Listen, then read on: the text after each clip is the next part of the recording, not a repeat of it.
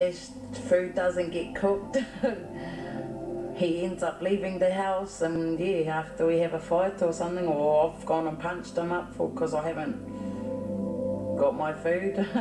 And what happens to these people once they get into a relationship is that toxic element of high neuroticism and high disagreeableness, that toxic blend is highly predictive of conflict in a relationship, of unhappiness in a relationship, but importantly also of physical violence in a relationship. In 2005. The Dunedin Study has come to a highly controversial conclusion about domestic violence. It found that women hit men just as often as men hit women. We ask questions like, have you hit your partner? Have you thrown your partner across the room? Have you used a knife on your partner? And I thought, we're wasting our time asking these questions of the girls.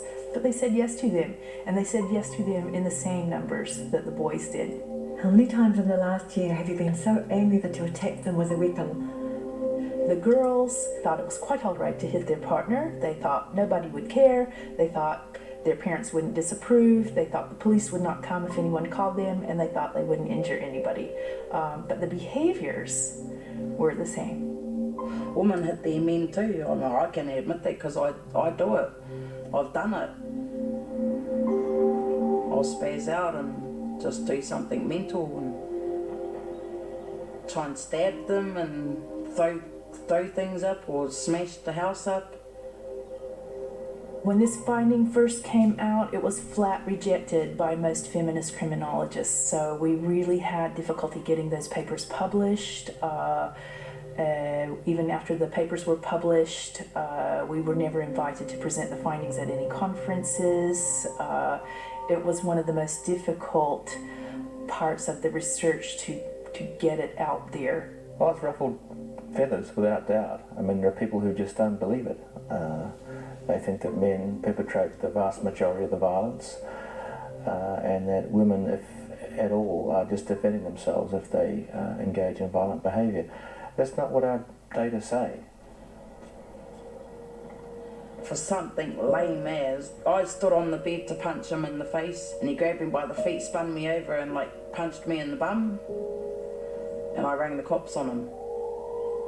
And he stood outside the door and waited for the cops to turn up. Yeah, he got done for male assaults female and got sentenced. It's been shown over and over again that when a couple are fighting quite mutually and well matched, when the police come, the police assume that the woman is the victim and the man is the assailant. And I think it's a widespread assumption, but over and over and over, the Dunedin Study members have told us, in many cases, the couple fights, usually they get drunk, they fight, they hit each other, they knock each other down, and in their view, it's mutual. Tahi, yeah. Speeding fine, $15. Oh, you gotta pay the middle $15, son. What are those? Give me a $20. Although controversial, the Dunedin findings have since been backed up by studies in the United States, Britain, Canada, Israel and Korea. Although women and men are just as likely to hit each other, there is one significant difference. When men hit women, women are more likely to end up in hospital. You're in jail, mate. No 200 for you, Bray. The other thing that I am always struck by in this regard is that whilst men can hit harder, adult women can hit very hard when the victim is a child.